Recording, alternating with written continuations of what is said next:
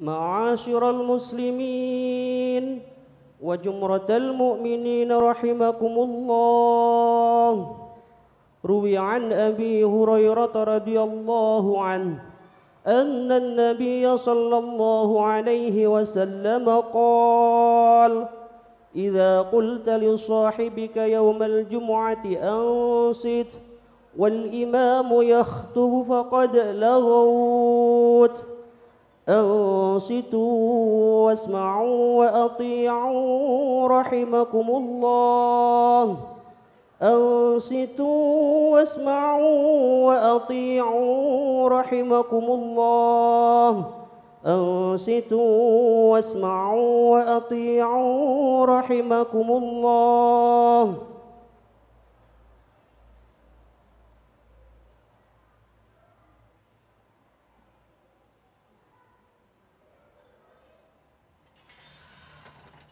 اللهم صل على محمد.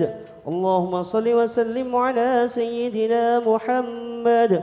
اللهم صل وسلم على سيدنا محمد وعلى آل سيدنا محمد.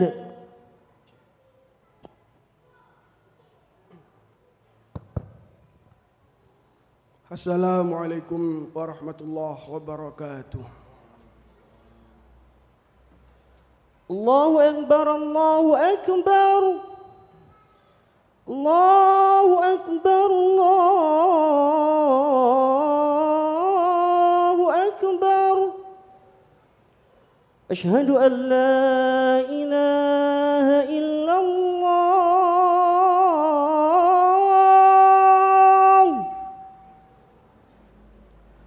أشهد أن لا إله إلا الله.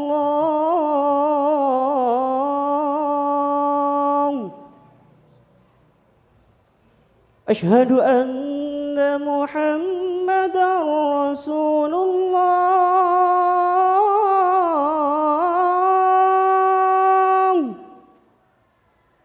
أشهد أن محمدا رسول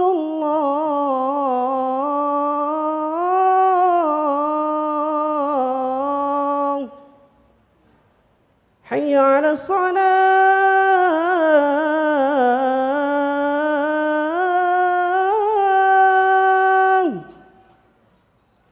حي على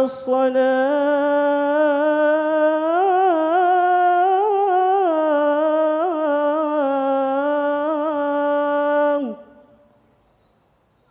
حي على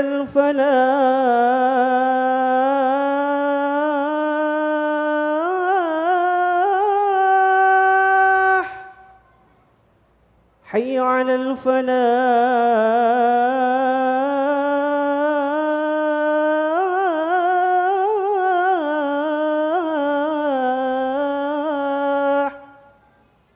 الله أكبر الله أكبر. لا إله إلا الله.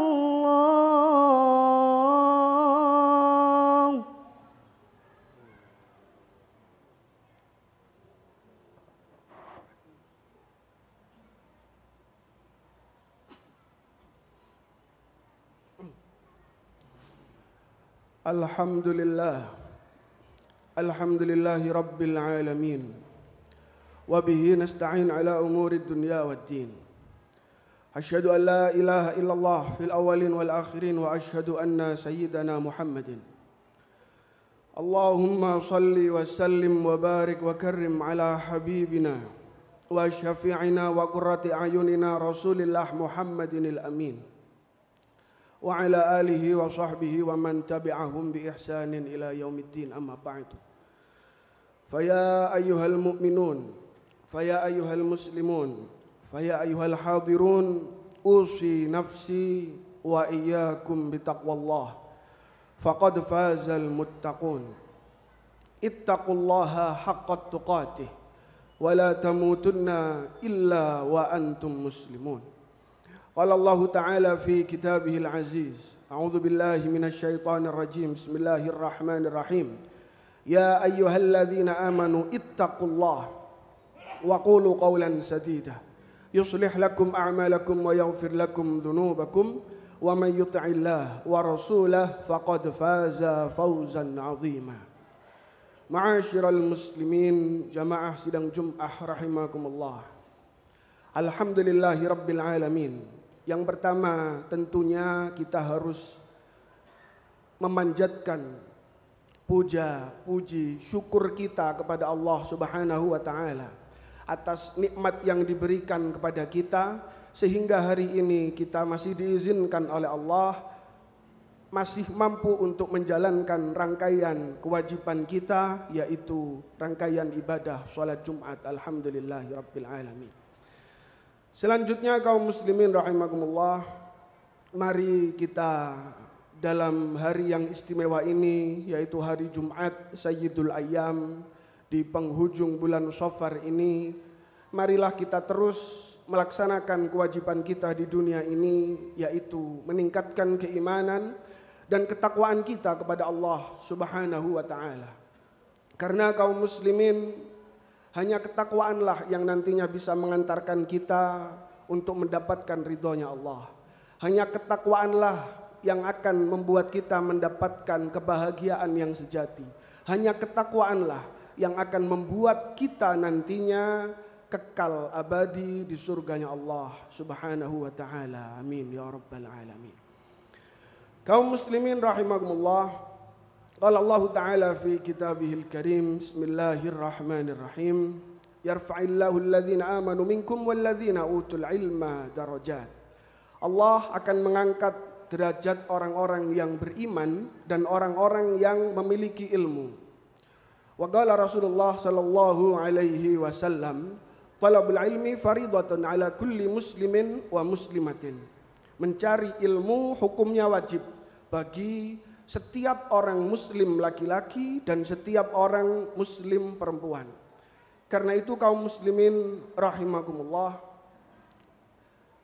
hari Kamis depan pada tanggal 22 Oktober bertepatan kita akan memperingati hari yang cukup spesial bagi para pencari ilmu yang ada di Indonesia, yaitu Hari Santri. Karena itu perkenankanlah hari ini kita akan sedikit membahas tentang santri, pondok pesantren, dan apa-apa yang ada di sekitar santri serta pondok pesantren. Kaum muslimin rahimakumullah, pondok pesantren adalah salah satu tempat yang khas sekali Indonesianya, yang hanya ada di Indonesia, bahkan mungkin hanya ada di Pulau Jawa, tempat untuk mencari ilmu. Dan hampir sebagian besar orang yang ada di Pulau Jawa, apabila disebut kata pondok pesantren maka tidak akan asing. Kaum muslimin rahimakumullah, yang jadi pertanyaan adalah apakah ada sistem pendidikan seperti pondok pesantren ketika zaman Rasulullah sallallahu alaihi wasallam? Sebagaimana kita tahu, dulu Rasulullah punya sahabat-sahabat yang jumlahnya kurang lebih 40 orang yang dinamakan Ashabus Suffah. Ashabus Suffah ini sahabat-sahabat Rasulullah yang ada di pelataran masjid. Kadang ada di pelataran Masjid Nabawi atau mungkin ada di masjid-masjid yang lain. Mereka hidupnya sederhana. Mereka hidupnya apa adanya. Mereka hidupnya niatnya hanya untuk mencari ilmu dari Rasulullah, dan mereka betul-betul mendedikasikan hidupnya hanya untuk thalabul ilmi dan khidmah kepada Rasulullah sallallahu alaihi wasallam. Pernah suatu hari, dikarenakan kehidupan para ashabus suffah yang amat sangat sederhana ini, suatu hari Rasulullah, ini diriwayatkan oleh Abu Hurairah hadis ini, pernah suatu hari Rasulullah sallallahu alaihi wasallam diberi minum oleh seseorang, ada yang menceritakan segelas susu.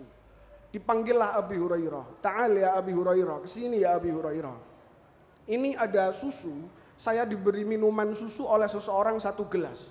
Pikirannya Abu Hurairah, wah sepertinya Rasulullah ini akan memberi saya minuman. Karena waktu itu Abu Hurairah sedang haus sekali. Ternyata apa yang terjadi?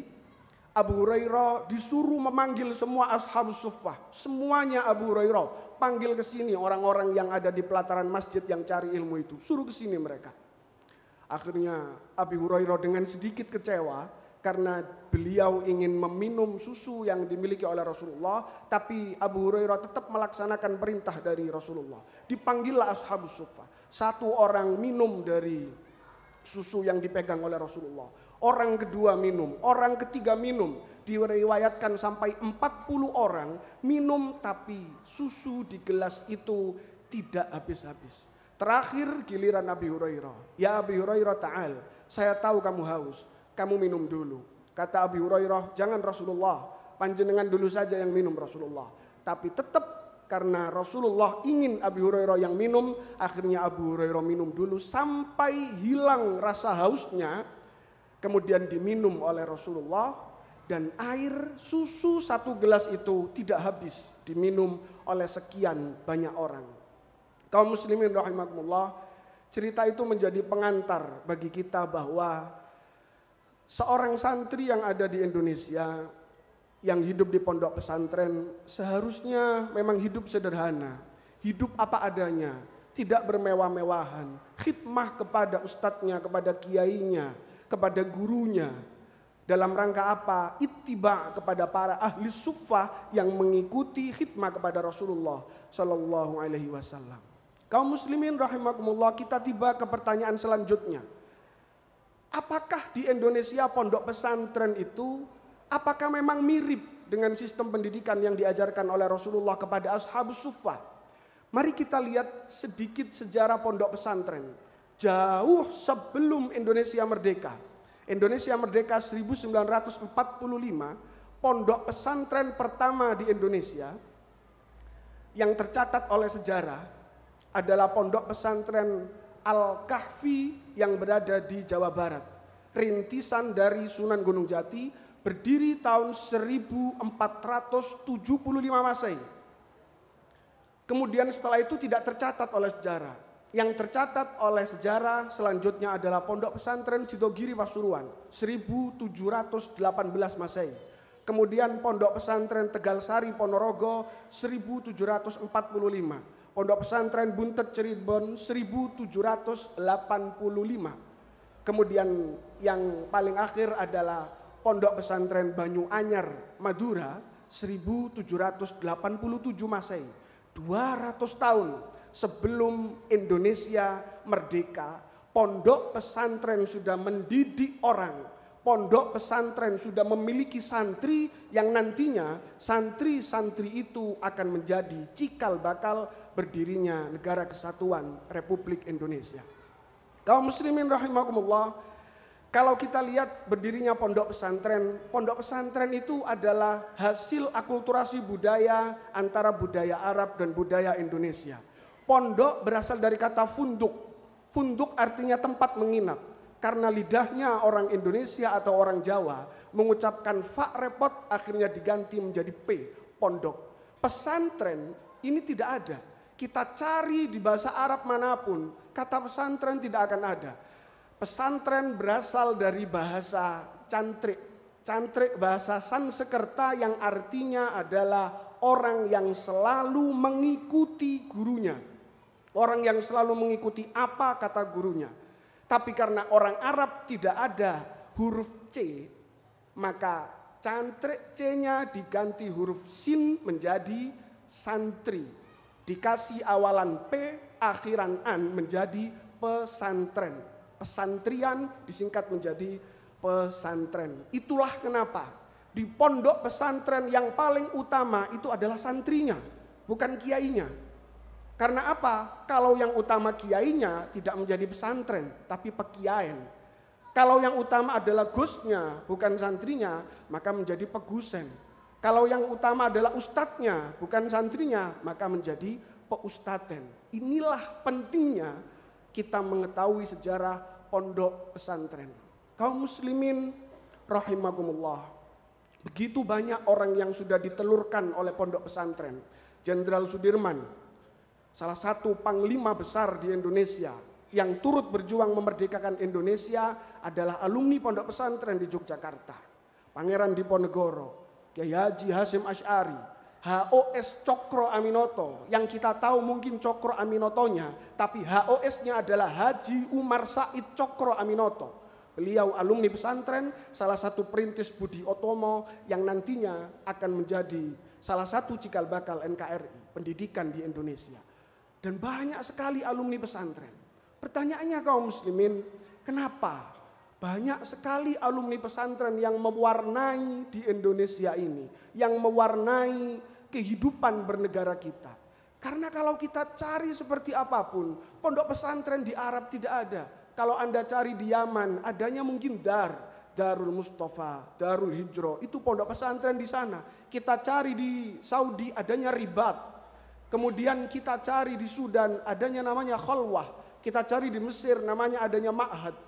Pondok pesantren ini khas sekali di Indonesia, dan pondok pesantren ini merupakan salah satu cikal bakal bagaimana nantinya Indonesia akan menjadi sebuah negara merdeka yang diwarnai dengan sila ketuhanan yang Maha Esa. Kaum muslimin rahimakumullah, sedikit saya ceritakan. Sebelum proklamasi kemerdekaan Indonesia, Bung Karno membawa Pancasila. Sila yang pertama bukanlah ketuhanan yang Maha Esa. Justru ketuhanan yang Maha Esa ditaruh di sila terakhir. Ketuhanan yang Maha Esa ada di sila terakhir. Dikonsultasikan dengan para kiai, para ulama, para santri. Akhirnya para ulama, para kiai, para santri menerima Pancasila sebagai dasar negara. Tapi dengan satu syarat, apa? Ketuhanan yang Maha Esa yang ada di akhir dirubah, ditaruh di nomor 1. Kalau bukan jasa para santri, kalau bukan jasa para kiai, kalau bukan jasa para ulama, maka mungkin dasar negara kita yang pertama bukanlah ketuhanan yang Maha Esa.